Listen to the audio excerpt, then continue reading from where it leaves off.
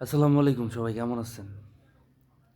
ঘুম থেকে উঠলাম মাত্র, ওইটা একটা জিনিস মাথায় আসলো, সেটা হচ্ছে ভাবছিলাম ভোট দিব না কাউকে।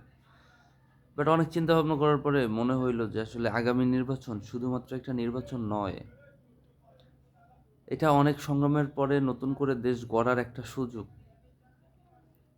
যার তার হাতে এই দেশ তুলে দিতে পারেন না আপনি। আপনি ভোট দেন, যাকে ইচ্ছা দেন, বাট আপনি একটা জিনিস চিন্তা করেন, বাংলাদেশের সবচেয়ে বড় একটা দল যেটা বিএনপি, তারা ক্ষমতায় ছিল না 17 বছর। তাদের তো অনেক খিদা আছে, আমরা এটা কিন্তু জানি, এটা কিন্তু বাস্তবতা, আমরা মেনে নিতে হবে এটা, যে আসলে তারা খাবে, অবশ্যই খাবে, এটা কেউ ঠেকাই দিতে পারবে না।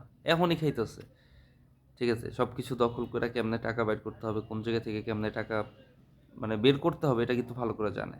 ওকে।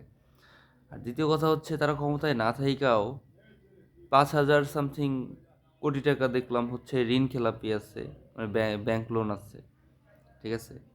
তাহলে এই টাকাগুলা ক্ষমতায় না থাকা অবস্থায় উঠাইতে পারে নাই ব্যাংক, এখন যদি আসে ওরা ক্ষমতায়, তাহলে ভবিষ্যতে কি হবে বুঝতে পারতেছেন?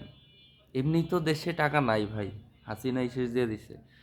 এখন আমার মনে হয় যে যে কোনো ধর্মভীরু মানুষ, যে ধর্ম ভালো করে পালন করে না তার চাইতে ভালো হয়। এখন জামাত যদি আসে তাহলে অন্তত পক্ষে তারা 5 ওয়াক্ত নামাজ তো পড়বে, এবং আল্লাহর ভয় তো তাদের আছে। So আমার মনে হয় বিএনপির চাইতে তারা শতগুণে ভালো হবে।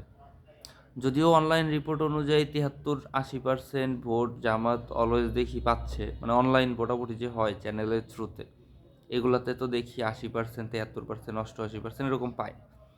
তো সেই হিসাবে বোঝা যায় যে জামাত ক্ষমতায় আসবে। বাট গ্রাম সাইডে একটু ভিন্নতা আছে, যেরকম আপনার গ্রামের ওইদিকে টাকা খেয়ে পাবলিক ভোট দেয়, সরল সোজা মানুষ অত বোঝে না। আপনার দায়িত্ব হচ্ছে তাদেরকে একটু বোঝানো।